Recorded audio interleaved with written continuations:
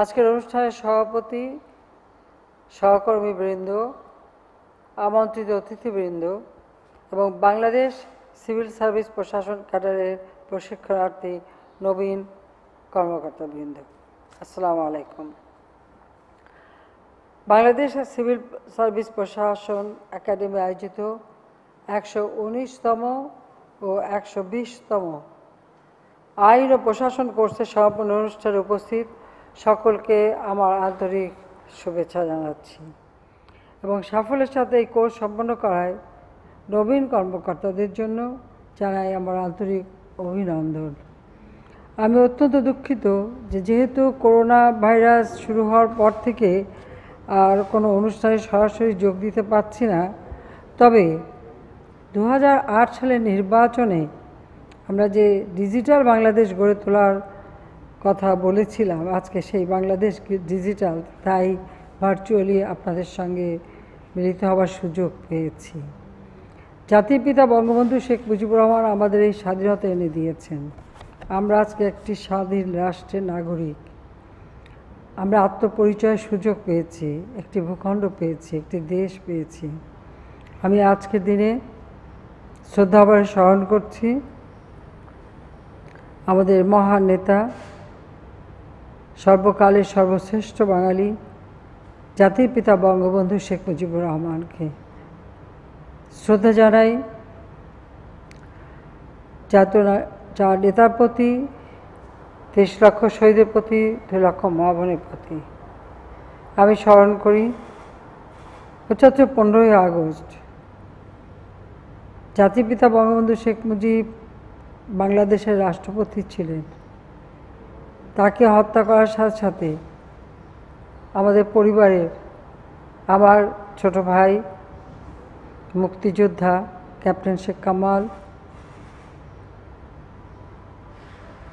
আমার ছোট ভাই লেফটেন্যান্ট শেখ জামাল মুক্তিযোদ্ধা, আমার একমাত্র চাচা শেখ আবু নাসের মুক্তিযোদ্ধা এবং ছোট 10 বছরের ভাইটি, তাকেও নির্মমভাবে হত্যা করা হয়। তো একই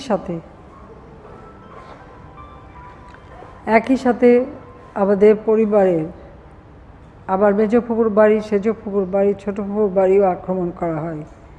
প্রত্যেক পরিবারের সদস্যদের নির্মমভাবে 15ই আগস্ট হত্যা করা হয়েছিল। আমি তাদের সকলকে, প্রায় 18 জন সদস্য সেই সময় শাহাদাত বরণ করে, আমি তাদেরকেও স্মরণ করছি। 21শে আগস্ট গ্রেনেড হামলায়, যেখানে প্রকাশ্য দিবালোকে আমি বিরোধী দলের নেতা ছিলাম, এর জন্য যে র্যালি করছিলাম, সেখানে যে আক্রমণ করে, তাতে আইবি রহমান সহ 22 জন নেতাকর্মী হারায়। তাছাড়া করোনা ভাইরাস শুরু হওয়ার পর আমরা সংসদ সদস্য সহ, মন্ত্রিপরিষদের সদস্য সহ আমাদের অনেক বাংলাদেশের অনেক জনগণ, তারা এই করোনার কারণে মৃত্যুবরণ করে। শুধু বাংলাদেশে না, সারা বিশ্বব্যাপী যারা মৃত্যুবরণ করেছে তাদেরকেও আমি স্মরণ করছি। আমাদের মহান মুক্তিযুদ্ধ, যার মূল লক্ষ্য ছিল এই বাঙালি জাতি, যারা শোষিত বঞ্চিত, একবেলা খাবার যাদের জুটত না, থাকার ব্যবস্থা ছিল না, চিকিৎসা ছিল না, শিক্ষা ছিল না, সবগুলো বঞ্চিত ছিল। এই শোষণ বঞ্চনার হাত থেকে মুক্তি দেওয়ার জন্যই জাতির পিতা বঙ্গবন্ধু শেখ মুজিবুর রহমান তার জীবনটাকে উৎসর্গ করেছিলেন এবং সংগ্রাম করেছিলেন। কারণ পাকিস্তান নামে যে দেশটি হয়েছিল, সেই দেশটি হবার পর আমরা সংখ্যাগরিষ্ঠ হওয়া সত্ত্বেও আমরা ছিলাম শোষিত, বঞ্চিত। কিন্তু বাংলাদেশের জনগণের সার্বিক কল্যাণের জন্যই এবং সার্বিক উন্নয়নের জন্যই, আর্থসামাজিক উন্নয়নের জন্য, এবং আমরা মাতৃভাষা আজকে কথা বলি, যে কথা বলার অধিকারটুকু পর্যন্ত পাকিস্তানিরা কেড়ে নিতে চেয়েছিল, তারই বিরুদ্ধে প্রতিবাদ জাতির পিতা শুরু করেছিলেন 1948 সালে এবং 11ই মার্চ প্রথম ধর্মঘট হয় বাংলাকে মাতৃভাষা, রাষ্ট্রভাষা হিসেবে স্বীকৃতি দিতে। সেই সংগ্রামের পথ বেয়েই আমাদের এই স্বাধীনতা অর্জন। আজকে স্বাধীন রাষ্ট্রে আপনারা প্রশিক্ষণ নিয়েছেন এবং রাষ্ট্র বিভিন্ন দায়িত্ব আপনাদের পালন করতে হচ্ছে। আপনারা আজকে এখানে যারা উপস্থিত, এই করোনা ভাইরাসের মধ্যেও খুব কষ্ট করে আপনারা প্রশিক্ষণ নিয়েছেন এবং যারা প্রশিক্ষণ দিয়েছেন এবং সমস্ত আয়োজন করেছেন তাদেরকে আমি আমার আন্তরিক ধন্যবাদ জানাচ্ছি। যে করোনা আমাদেরকে থামিয়ে দিতে পারে নাই, আমরা এগিয়ে যাচ্ছি, এটাই তার প্রমাণ করে। অর্থাৎ করোনাকেও আমরা জয় করতে পারি, সেটা প্রমাণ করেছেন। আপনারা সদ্য শিক্ষাজীবন শেষ করে প্রজাতন্ত্রের কর্মচারী হিসেবে দায়িত্ব পালন করছেন। এই দায়িত্ব পালনে সবথেকে যেটা বেশি গুরুত্বপূর্ণ যে আপনারা আজকে দায়িত্ব কর্তব্য সম্পর্কে যথেষ্টভাবে অবহিত হয়েছেন যে আপনাদের কী করণীয়। মাঠ পর্যায়ে যে আপনাদেরকে কাজ করতে হবে জনগণের জন্য, জনগণের সেবক হিসেবে। জাতিপিতা বঙ্গবন্ধু শেখ মুজিবুর রহমান তিনি বলেছিলেন, আমি কোট করছি,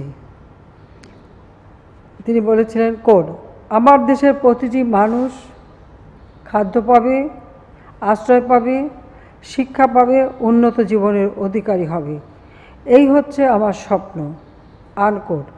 এই অল্প কথার মধ্য দিয়ে আপনারা জানেন যে কথাটুকু প্রমাণিত হয় যে তিনি কী কারণে সারাটা জীবন সংগ্রাম করেছেন। আর এই সংগ্রাম করতে গিয়ে তাকে বারবার জেল জুলুম অত্যাচার সহ্য করতে হয়েছে। তাকে এমনকি হত্যার উদ্দেশ্যে, ফাঁসি দিয়ে হত্যার উদ্দেশ্যেও কিন্তু প্রচেষ্টা চালিয়েছে, কিন্তু তিনি থেমে থাকেননি। একটা আদর্শ নিয়ে, সুনির্দিষ্ট লক্ষ্য নিয়ে 24টি বছরের সংগ্রাম এবং মহান মুক্তিযুদ্ধে বিজয়ের মধ্য দিয়েই কিন্তু আমরা আমাদের স্বাধীনতা পেয়েছি, লাখো শহীদের রক্তের বিনিময়। এই কথাটা সবসময় মনে রাখতে হবে এবং বাংলাদেশের একটি মানুষও যেন না খেয়ে থাকে না, না খেয়ে কষ্ট না পায়, গৃহহীন না থাকে, চিকিৎসা এবং শিক্ষার অধিকার থেকে যেন বঞ্চিত না হয়, সেদিকে লক্ষ্য রেখেই আপনারা রাষ্ট্রীয় দায়িত্ব পালন করবেন, সেটাই আমরা চাই। মাত্র 3.5 বছর হাতে পেয়েছেন জাতিপিতা বঙ্গবন্ধু শেখ মুজিব সময়। সদ্য স্বাধীনতা প্রাপ্ত একটি দেশ, দেশ না একটি প্রদেশ ছিল, পাকিস্তানের একটি প্রদেশ। সংখ্যাগরিষ্ঠ হওয়া সত্ত্বেও ছিল সকল সুবিধা বঞ্চিত। সেই প্রদেশটি যেটা দীর্ঘদিনের শোষণ বঞ্চনার শিকার, তার উপর যুদ্ধে সম্পূর্ণ কিছু ধ্বংস, সেই ধ্বংস স্তূপের উপর দাঁড়িয়ে তিনি রাষ্ট্র পরিচালনার দায়িত্ব নেন, যেখানে একটি টাকাও রিজার্ভ মানি ছিল না, কোনো খাদ্য গোলায় ছিল না। 1 কোটির উপর মানুষ শরণার্থী ভারতে আশ্রয় নিয়েছিল।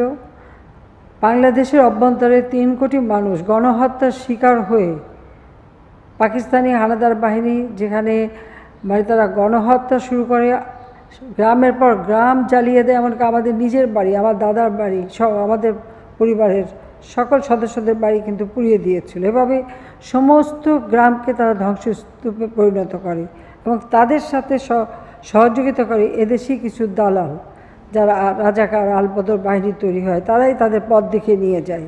কারণ পাকিস্তানিরা এখানে চিনত না, কিন্তু তাদেরকে এই অত্যন্ত দুঃখজনক যে বাংলাদেশেরই কিছু তাদেরকে পথ দেখিয়ে নেয়, এভাবে পুরো ধ্বংসস্তূপে পরিণত করে। ফলে প্রায় 3 কোটির মতো মানুষ যারা গৃহহারা এবং প্রত্যেকটা পরিবার ছিল স্বজনহারা বেদনা এবং মেয়েদের উপর পাশবিক অত্যাচার, সেই নির্যাতিত মেয়েদের পুনর্বাসনের ব্যবস্থা, চিকিৎসার ব্যবস্থা, প্রতিটি ঘরবাড়ি তৈরি করা, প্রতিটি মানুষের ঘরে ঘরে সাহায্য পৌঁছে দেওয়া। তখন যোগাযোগ ব্যবস্থা বলে কিছুই ছিল না, নৌকায় করে করে অথবা মাথায় করে করে মানুষের ঘরে ঘরে আওয়ামী লীগের কর্মীরা খাবার পৌঁছে দেয় এবং তখন যারা যে কয়জন প্রশাসনে ছিল তারাও নিরলসভাবে কাজ করে। তো সেভাবেই কিন্তু সেই শূন্য থেকে যাত্রা শুরু। তার মধ্যে আপনারা জানেন যে রাস্তাঘাট, পুল ব্রিজ সব, সে হার্ডিস ব্রিজের মতো বড় বড় ব্রিজ সহ সবই ধ্বংসপ্রাপ্ত ছিল। 3.5 বছর মধ্যে তিনি যেমন একদিকে ধ্বংসপ্রাপ্ত বাংলাদেশকে গড়ে তোলেন, অপরদিকে বাংলাদেশের আর্থসামাজিক উন্নয়নের কাজ করেন, সেই সাথে সারা বিশ্বের প্রায় 150টার কাছাকাছি রাষ্ট্রের স্বীকৃতি আদায় করা এবং জাতিসংঘ, ওআইসি, কমনওয়েলথ সহ সমস্ত আন্তর্জাতিক প্রতিষ্ঠানের সদস্যপদ লাভ করা, এই কাজগুলি তিনি করে যান। শুধু তাই না, আমাদের সমুদ্র সীমা আইন তিনি করে দেন। বাংলাদেশ স্বাধীন দেশ, আমাদের একটা ল্যান্ড বাউন্ডারি থাকতে হবে, অর্থাৎ আমাদের একটা সীমানা নিশ্চিহ্ন করা, সীমানা চিহ্নিত করা। এই সীমানা চিহ্নিত করার কাজটা, সেই চুক্তিটাও কিন্তু তিনি করেন এবং আইন পাশ করে যান। এবং সীমানা চুক্তি করবার পর ইন্দিরা মুজিব সীমানা চুক্তি হয়। সেটা করবার পরে সংবিধান 9 মাসের মধ্যে তিনি আমাদের যে সংবিধান দেন, সেই সংবিধানে সংশোধন করে আমাদের রাষ্ট্রীয় সীমানা তিনি চিহ্নিত করে যান, নিশ্চিত করে যান। সে আইনটাও তিনি করে দিয়ে গিয়েছিলেন।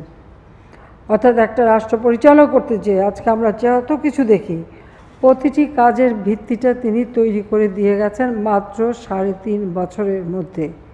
এটা আমি যখন রাষ্ট্র পরিচালনা করতে যাই, আমার নিজেরই ভেবে অবাক লাগে যে এত অল্প সময়ের মধ্যে তিনি এত কাজ কিভাবে করে গেলেন। প্রতিটি ক্ষেত্রটা, ভিত্তিটা তিনি তৈরি করে দিয়ে গেছেন। কিন্তু আমাদের দুর্ভাগ্য যে 15ই আগস্ট জাতির পিতাকে নির্মমভাবে হত্যা করা হয়। এরপরে যারা ক্ষমতা এসেছিল হত্যা খুব ষড়যন্ত্রের মধ্য দিয়ে, আর মিলিটারি শাসকরা আর যাই হোক, তারা হয়তো জৌলুসটা দেখাতে পারে, বিলাসিতা দেখাতে পারে, কিন্তু রাষ্ট্র পরিচালনা বা রাষ্ট্রের কী চাহিদা বা মানুষের কী চাহিদা, সেই বোধটা তাদের ভিতরে থাকে না। কিন্তু জাতিপিতা বঙ্গবন্ধু কী চেয়েছিলেন? তার সারা জীবনের স্বপ্ন এদেশের মানুষের ভাগ্য পরিবর্তন করা। এবং তিনি 1975 সালের 26শে মার্চ সহ্যাদ্রি উদ্যানের একটা জনসভায় তিনি ভাষণ দেন। সেই ভাষণের একটি অংশে তিনি সরকারি কর্মচারীদের উদ্দেশ্যে বলেছিলেন, আমি কোট করছি, আপনি চাকরি করেন, আপনার মাইনে দেয় এ গরিব কৃষক, আপনার মাইনে দেয় ওই গরিব শ্রমিক, আপনার সংসার চলে ওই টাকায়, আমি গাড়ি চড়ি ওই টাকায়। ওদের সম্মান করে কথা বলুন, ইজ্জত করে কথা বলুন, ওরাই মালিক, অর্থাৎ দেশের মালিক জনগণ। আমাদের সংবিধানের 7ম অনুচ্ছেদেও কিন্তু এই কথাটা বলা আছে। কাজে সেই শিক্ষাটাই তিনি দিতে চেয়েছিলেন এবং সেই বার্তাটাই পৌঁছাতে চেয়েছিলেন। বাংলাদেশের সংবিধানের 21-এর 2 অনুচ্ছেদ অনুযায়ী সরকারি কর্মচারীগণ সার্বক্ষণিকভাবে জনগণের সেবা প্রদানে বাধ্য। এবং আমি আশা করি আপনারা সাংবিধানিক এই দায়বদ্ধতার প্রতি বিশ্বস্ত থেকে জনগণের সেবায় নিজেদেরকে আত্মনিয়োগ করবেন। কারণ আপনাদের প্রতিদিন দাপ্তরিক কর্মকাণ্ডে উদ্ভাবনী উদ্যোগ গ্রহণ করতে হবে। অর্থাৎ আমি জানি আজকে এই যুগের আপনারা, এখন প্রযুক্তির যুগ, অনেক জ্ঞান এবং অনেক মেধা নিয়েই আপনারা এখন জন্ম নিয়েছেন এবং বড় হয়েছেন। সেই সুযোগ কিন্তু আমাদের ছিল না, কিন্তু আপনাদের আছে। এখন পৃথিবীটা হাতের মুঠোয়, প্রযুক্তির যুগে পৃথিবীর যে কোনো তথ্য আপনারা পেতে পারেন। তথ্য প্রযুক্তির এই যুগ, কাজে সেখানে আপনাদের আরও বেশি কাজ করার সুযোগ রয়েছে। কিন্তু আপনার জ্ঞান মেধা দিয়ে যে আপনার স্ব কর্মস্থলে সেখানকার মানুষের ভাগ্য পরিবর্তনে কি কি করণীয়, সেটা আপনাদেরকেই ঠিক করতে হবে। আপনারাও জানতে পারবেন, আপনাদের সেই উদ্ভাবনী চিন্তা ভাবনাটা যেন থাকে। তার কারণ হচ্ছে, আমরা একটা দীর্ঘমেয়াদী পরিকল্পনা, মানে তা শুধুমাত্র তাৎক্ষণিক কাজ করার জন্য না, এই বাংলাদেশে ভবিষ্যতে কিভাবে হবে তার কিছু প্রেক্ষিত পরিকল্পনা আমরা তৈরি করেছি। 2008 সালে কারাগার থেকে মুক্তি পেয়ে নির্বাচনে জয়ী হয়ে যখন আমরা নির্বাচনী ইশতেহারটা তৈরি করি, সেই নির্বাচনী ইশতেহারটা তৈরি করবার সময় তখনই আমাদের একটা চিন্তা ছিল যে আমরা ভবিষ্যতে কি করব। আজকে আমরা এমন একটা সময় আপনাদের সঙ্গে সামনে উপস্থিত হয়েছে, আমরা স্বাধীনতার সুবর্ণ জয়ন্তী পালন করছি, অর্থাৎ 50 বছর স্বাধীনতার। সেই সাথে জাতির পিতা বঙ্গবন্ধু শেখ মুজিবুর রহমানের জন্মশতবার্ষিকী, প্রকৃতপক্ষে এখন 101 বছর তার জন্মবার্ষিকী। আমরা এই যে একটা গুরুত্বপূর্ণ সময় আমাদের এই অনুষ্ঠানটা, কাজে বাংলাদেশ 50 বছর পূর্তিতে আমরা কেমন বাংলাদেশ দেখতে চাই, আমাদের 2008 নির্বাচনে কিন্তু তার একটা রূপরেখা আমরা দিয়েছিলাম। কাজে 2021 সালের মধ্যে বাংলাদেশকে কেমন দেখতে চাই, সেই পরিকল্পনা নিয়েই আমরা একটা প্রেক্ষিত পরিকল্পনা প্রণয়ন করি এবং তা বাস্তবায়ন করি। তার সাথে সামঞ্জস্য থাকে, জাতিসংঘ তখন যে এমডিজি ঘোষণা দিয়েছিল তার সাথে সামঞ্জস্য রেখেই আমাদের পরিকল্পনা নিয়ে আমরা পঞ্চবার্ষিকী পরিকল্পনা, যেটা জাতির পিতা শুরু করেছে, আমরা সেইভাবে পঞ্চবার্ষিকী পরিকল্পনা পাশাপাশি দীর্ঘমেয়াদী 10 বছরের প্রেক্ষিত পরিকল্পনা প্রণয়ন নিয়ে এগিয়ে যাই। বর্তমানে আমরা আজকে 2021-এ এসে উন্নয়নশীল দেশের মর্যাদা পেয়েছি, কথাটা মনে রাখতে হবে। এই উন্নয়নশীল দেশের মর্যাদা পেয়েছি, আমাদের এটাকে ধরে রাখতে হবে এবং এখান থেকে যেন আমরা কোনো মতে পিছিয়ে না যাই। কারণ উন্নয়নশীল দেশের মর্যাদা পেতে যে কয়টি উপাত্ত প্রয়োজন, আমরা কিন্তু তা অর্জন করেছি, বেশ অনেক, মানে আমি বলবো অগ্রগামী আছি আমরা। এখন আমরা যেটা প্রণয়ন করছি সেটা হচ্ছে 41 সালের মধ্যে বাংলাদেশ কেমন বাংলাদেশ হবে, সেই প্রেক্ষিত পরিকল্পনা প্রণয়ন করে দিয়েছি এবং তারই ভিত্তিতে আমরা কিন্তু পঞ্চবার্ষিকী পরিকল্পনা প্রণয়ন করে কাজ করে যাচ্ছি। এখন আমরা পঞ্চম বার্ষিকী পরিকল্পনা বাস্তবায়ন করছি, এরপরেও আমাদের নবম, দশম আমরা করতে হবে। 41 সালের বাংলাদেশকে গড়ে তোলা,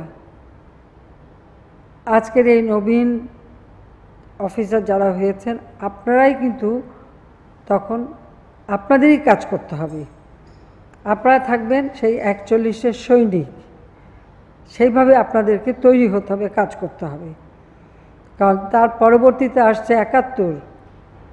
2071-এ আমাদের স্বাধীনতার শতবর্ষ উদযাপন করব আমরা। তা সেই শতবর্ষ উদযাপনেও বাংলাদেশ কিভাবে এগিয়ে যাবে, আমাদের লক্ষ্য। আজকে আমরা উন্নয়নশীল দেশ হিসেবে স্বীকৃতি পেয়েছি, 41-এর মধ্যে বাংলাদেশ উন্নত দেশ হিসেবে গড়ে উঠবে।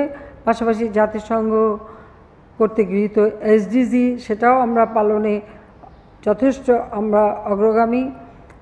আমরা আশা করি আমাদের নিজেদের দেশের জন্য আমাদের যে পরিকল্পনা 41-এর পরিকল্পনা, সেটা বাস্তবায়নের দায়িত্ব কিন্তু আপনাদের উপরে বর্তায়।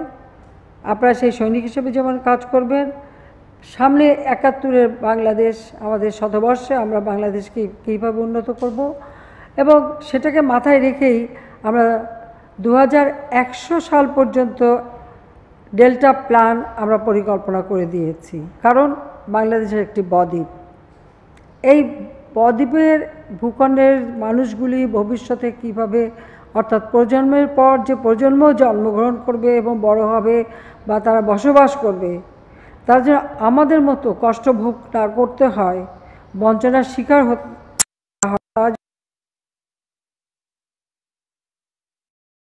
রেখেই কিন্তু আমরা এই পরিকল্পনাগুলি আমি করে দিয়ে গেলাম। কাজেই আমি চাই আপনারা আপনাদের কাজে আপনারা সেইভাবে মানে নিজেদেরকে নিবেদিত করবেন জনগণ সেবায়।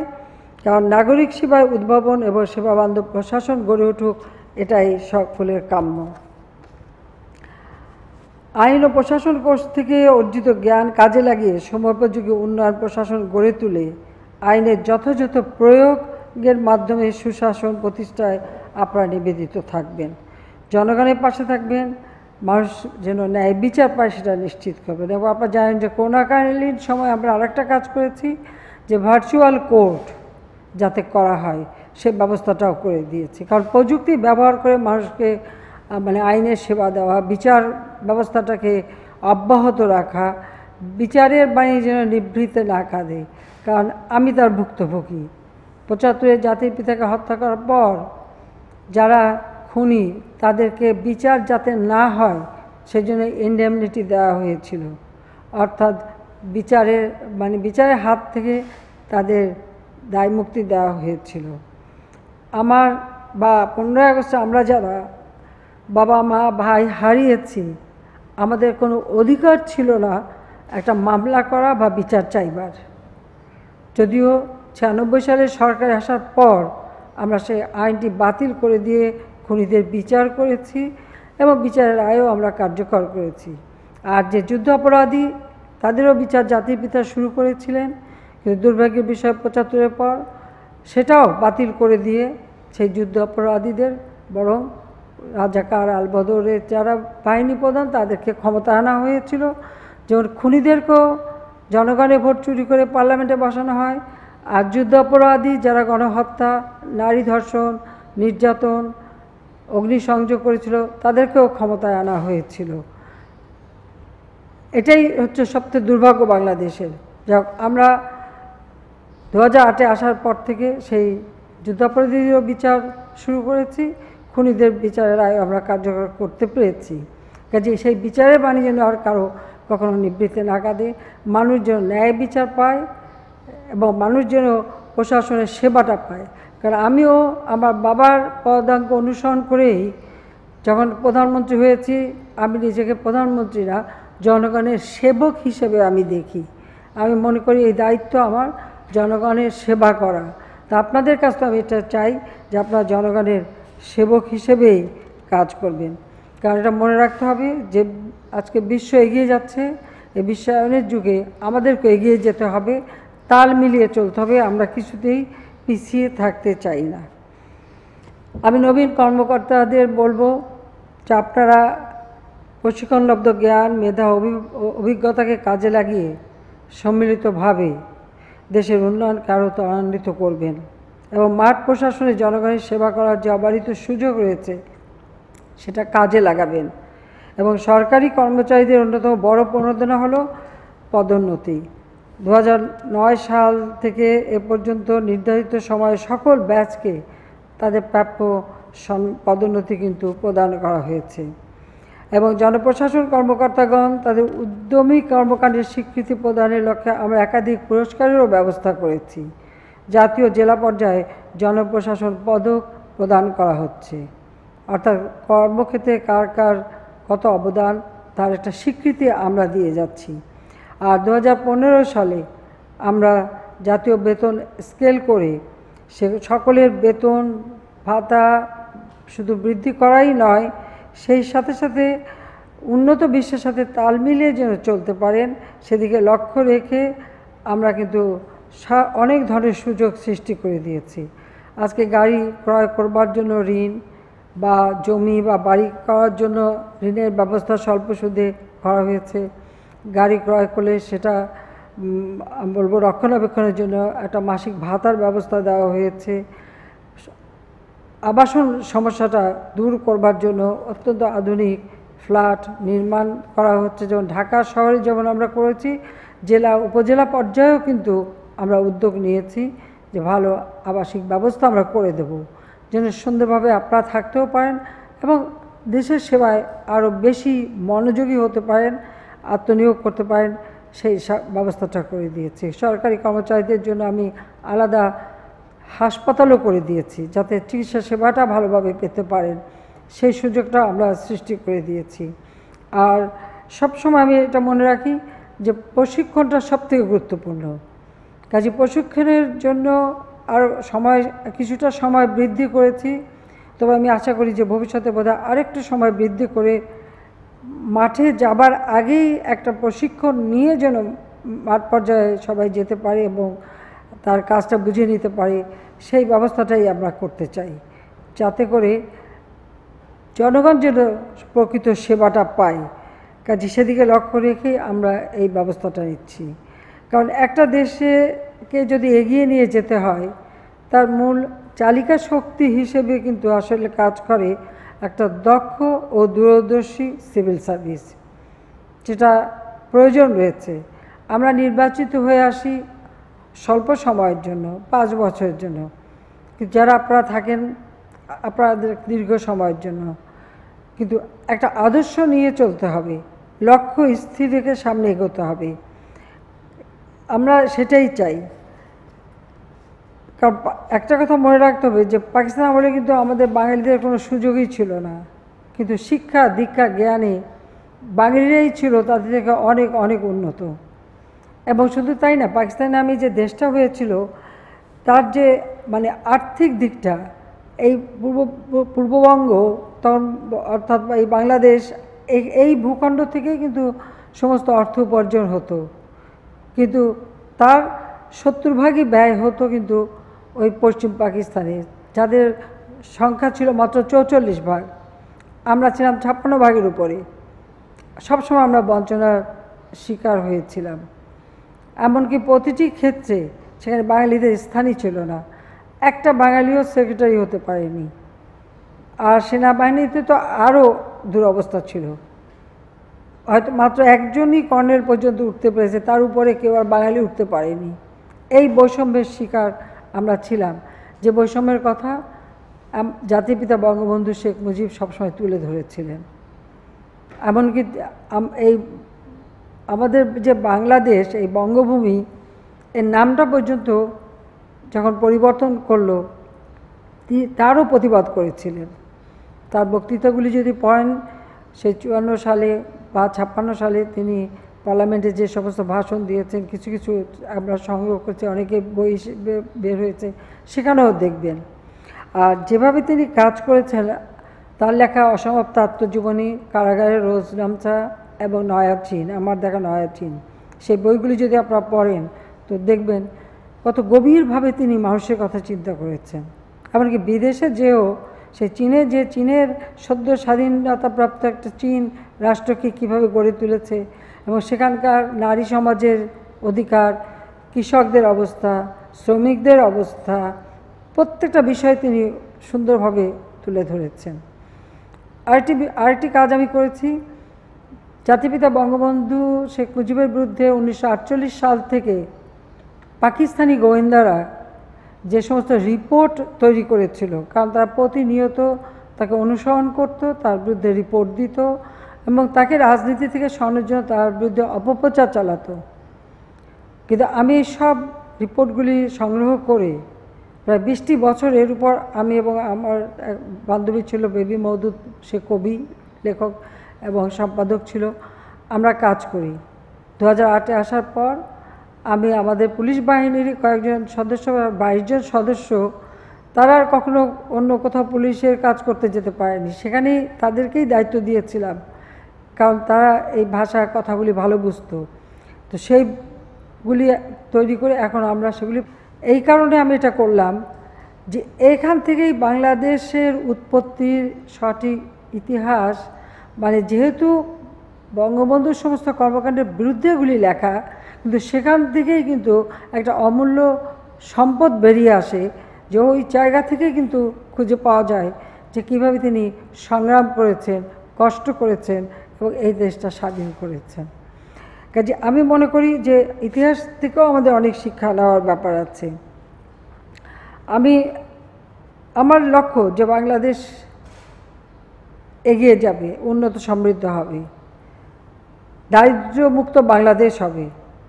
কিন্তু সেই দারিদ্র্যমুক্ত করতে গেলে যে কাজগুলি করা দরকার, ইতিমধ্যে আমরা কিন্তু সেই পদক্ষেপটা নিয়েছি। এবং আমি মাঠ প্রশাসনকে ধন্যবাদ জানাই যে আশ্রয়ণ প্রকল্প, যেটা গুচ্ছ গ্রাম হিসেবে জাতিপিতা প্রথম শুরু করেছিলেন, ভূমিহীনদের মাঝে খাস জমি বিতরণ এবং ঘর তৈরি করে দেওয়া। আমি সেই পদাঙ্ক অনুসরণ করেই আমি আশ্রয়ণ প্রকল্প নিয়েছিলাম। এটা একটু ভিন্নভাবে করেছিলাম এই জন্য যে অনেক সময় একটা ঘর দিলে পরে সেই সময় এই অবস্থাটা ছিল যে প্রভাবশালীরা অথবা মানে কাজ করতে না পেরে ক্ষুধার তাড়নায় ঘরের টিন বিক্রি করে দিত, জমি বিক্রি করে দিত, বা প্রভাবশালী প্ররোচনা করে সেগুলি নিয়ে নিত। যে জন্য প্রথমে আমি শুরু করলাম ব্যারাক হাউস করা। এরপর আস্তে আস্তে যখন মানুষের মাঝে সচেতন হলো, এখন আমরা তাদেরকে ঘর করে দিচ্ছি। আর মুজিব বর্ষ উপলক্ষে আমাদের লক্ষ্য যে বাংলাদেশে একটা মানুষও গৃহহারা থাকবে না, কোনো মানুষের ঠিকানাবিহীন থাকবে না, এবং সেই কাজটা কিন্তু আমরা শুরু করেছি।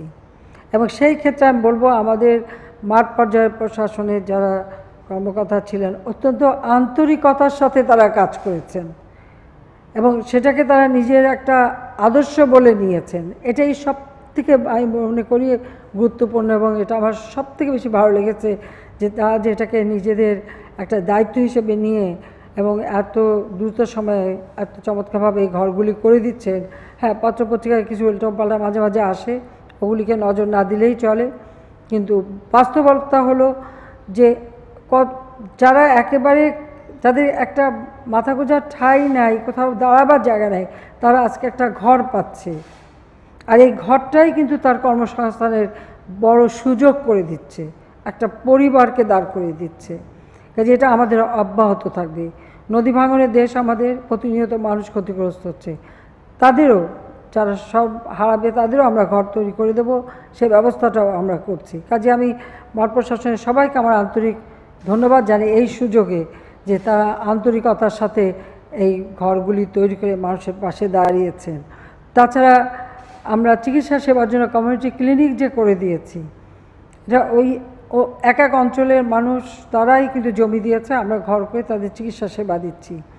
সেই ক্ষেত্রেও কিন্তু আমাদের প্রশাসনের সকলে খুব আন্তরিকতার সাথে কাজ করে যাচ্ছেন। আর সবথেকে বড় কথা, করোনাকালীন সময় আমি জানি অনেকে এই করোনায় মানুষের সেবা করতে যে জীবন পর্যন্ত দিয়েছেন, কিন্তু আমাদের প্রশাসনের সকলে যে টিকাদান কর্মসূচি অত্যন্ত আন্তরিকতার সাথে সকলে যে কাজ করে যাচ্ছেন এবং টিকা দিয়ে যাচ্ছেন এবং সুষ্ঠুভাবে যে টিকা দান কর্মসূচিগুলি চলছে, সেজন্য সবাইকে আমার আন্তরিক ধন্যবাদ। যে এর সঙ্গে যারা সংশ্লিষ্ট সকলকে আন্তরিক ধন্যবাদ জানাই। কারণ আমি পৃথিবীর অনেক দেশে দেখেছি এই টিকা নিয়ে অনেক ঝামেলা হয়েছে, সমস্যার সৃষ্টি হয়েছে, এমনও হয়েছে কেউ এক ডোজ পেয়েছে, হয়তো 6 মাস হয়ে গেছে, দ্বিতীয় ডোজ পাচ্ছে না।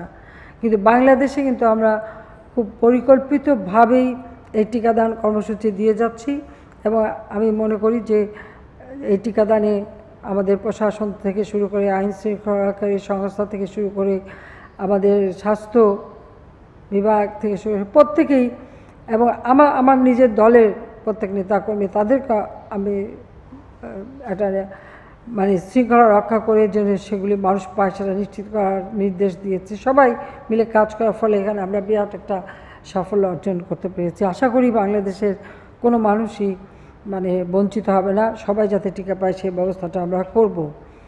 আমি এটুকু বেশি আর কথা না বলে শুধু বলবো যে আমরা আমাদের দেশকে সবসময় এটা মাথায় রাখতে হবে, এই দেশ আমাদের, এই মাটি আমাদের, এই মানুষ আমাদের, তাদের ভাগ্য পরিবর্তন করা, তাদের জন্য একটা সুন্দর জীবন দেওয়া, এটাই হচ্ছে লক্ষ্য।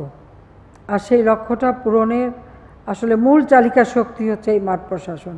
কাজে আপনারা আপনাদের উপর অর্পিত দায়িত্ব সেভাবে পালন করবেন, সেটাই আমি চাই। আমি আপনাদের ধন্যবাদ জানাই যে বিশেষ প্রশাসন একাডেমি কর্তৃক প্রশিক্ষণের কারিকুলাম নিয়মিত হালনাগাদ করা হচ্ছে, এটা অত্যন্ত প্রয়োজন। আমরা অতীত থেকে শিক্ষা নেব, কিন্তু ভবিষ্যতে চলব ভবিষ্যতের পরিকল্পনা নিয়ে, যে ভবিষ্যতে আমরা কিভাবে এগিয়ে যাব। কারণ বিজ্ঞান প্রযুক্তির এই সময় নতুন নতুন উদ্ভাবনী হচ্ছে, সেই উদ্ভাবনের সাথে সামঞ্জস্য রেখে প্রযুক্তি জ্ঞান অর্জন করে আমাদের এগিয়ে যেতে হবে।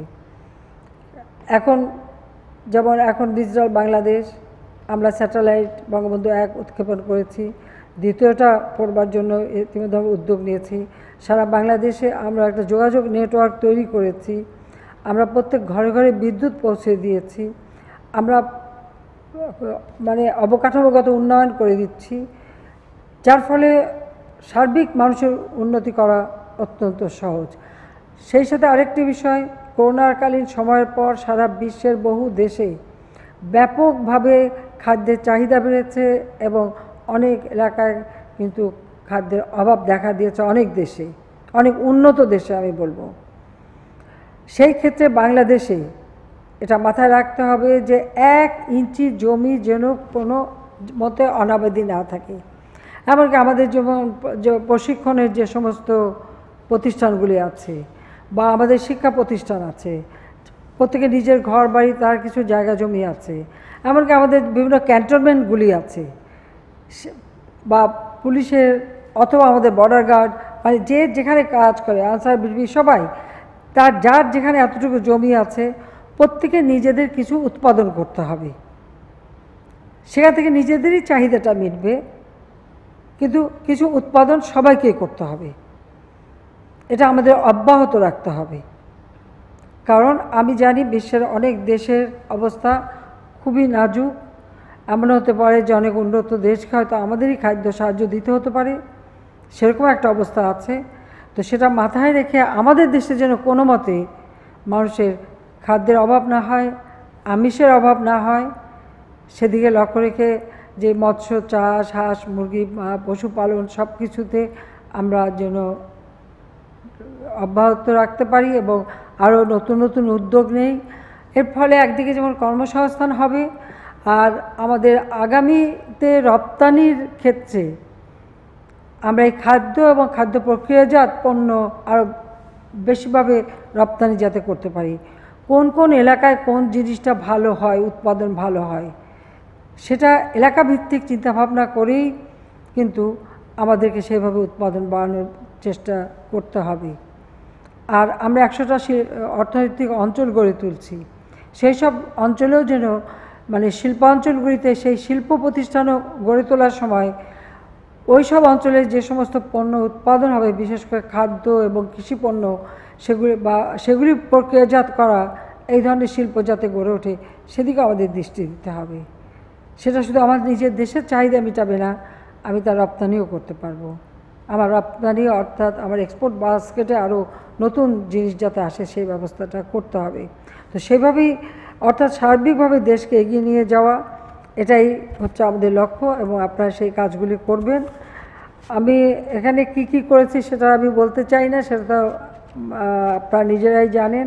তবে আমি চাই যে বিশেষ করে প্রশিক্ষণের সময় সুন্দর পরিবেশ হোক, সেই জন্য আমি চাচ্ছি কক্সবাজারে একটা ভালো জায়গা নিয়ে আমরা একটা ভালো একাডেমি গড়ে তুলব, একাডেমি অফ পাবলিক অ্যাডমিনিস্ট্রেশন, জাতিপিতা বঙ্গবন্ধুর নামে, এবং যেটা একটা সুন্দর পরিবেশে। কারণ বিশ্বের সব থেকে লম্বা এবং সুন্দর সি বিচ হচ্ছে বাংলাদেশের স্যান্ডি সি বিচ যেটা বলে, অর্থাৎ বালুকাময় সি বিচ, এটা কিন্তু পৃথিবীতে খুব কম আছে। আর আমাদের এই সি বিচটা হচ্ছে সব থেকে মানে বড় সি বিচ, এত লম্বা সি বিচ পৃথিবীতে, বালুকাময় সি বিচ আর পৃথিবীতে নেই। আর আমাদের লক্ষ্য আছে যে সেই চট্টগ্রাম থেকে নিয়ে আমরা মেরিন ড্রাইভ গড়ে তুলব একেবারে কক্সবাজারের টেকনাফ পর্যন্ত। সেভাবে আমাদের পরিকল্পনা রয়েছে, আমরা কিছু কাজ করে যাচ্ছি, আরও করে যাব। দেশটাকে আমরা গড়ে তুলতে পারবো। এবং দক্ষিণ অঞ্চলটা সবসময় অবহেলিত ছিল, সেখানেও অনেক উন্নয়ন প্রকল্প চলছে এবং সেভাবেও আমরা সেখানে অনেক কাজ করার সুযোগ রয়েছে। এই যে আমরা চাই যে শুধু এই প্রশিক্ষণটা নিয়ে, এছাড়া বিদেশে প্রশিক্ষণের ব্যবস্থা আমরা করে দিয়েছি, যার ফলে আপনারা এই প্রশিক্ষণ সেখান থেকে নেবেন, প্রয়োগের সময় নিজের দেশের কথা চিন্তা করে, দেশের মাটি মানুষের কথা চিন্তা করে আপনারা সেগুলি কাজে লাগাবেন আপনাদের মেধা দিয়ে, সেটাই আমি চাই। যাক, অনেক লম্বা বক্তৃতা দিলাম, আজকে আর বেশি কথা না বলে আপনাদের সবাইকে আন্তরিক ধন্যবাদ জানাচ্ছি এবং আপনারা জীবনে সফল হন সেই কামনা করি। এবং বাংলাদেশটাকে মুক্তিযুদ্ধের চেতনায়, এই বাংলাদেশকে জাতিপিতা বঙ্গবন্ধু শেখ মুজিবুর রহমানের যে স্বপ্ন, ক্ষুধামুক্ত, দারিদ্র্যমুক্ত, উন্নত, সমৃদ্ধ সোনার বাংলা হিসেবে গড়ে তুলুন, সেটাই আমরা চাই। আপনারা ভালো থাকেন, সুস্থ থাকেন, সেই কামনা করি। আর দুঃখ হলো যে সবার সঙ্গে ছবিও তুলতে পারলাম না, আর সামনাসামনি দেখা হলো না। তো যা হোক, কাজের ক্ষেত্রে দেখা হবে। সবাই ভালো থাকবেন আর সুস্থ থাকবেন সেই কামনা করি। সবাইকে ধন্যবাদ, আপনাদের জীবনে সাফল্য কামনা করি এবং যারা প্রশিক্ষণ দিয়েছেন তাদেরকেও ধন্যবাদ জানিয়ে, আর এই সবার আয়োজন যারা করছেন সবাইকে ধন্যবাদ জানিয়ে আমার বক্তব্য শেষ করছি। জয় বাংলা, জয় বঙ্গবন্ধু, বাংলাদেশ চিরজীবী হোক।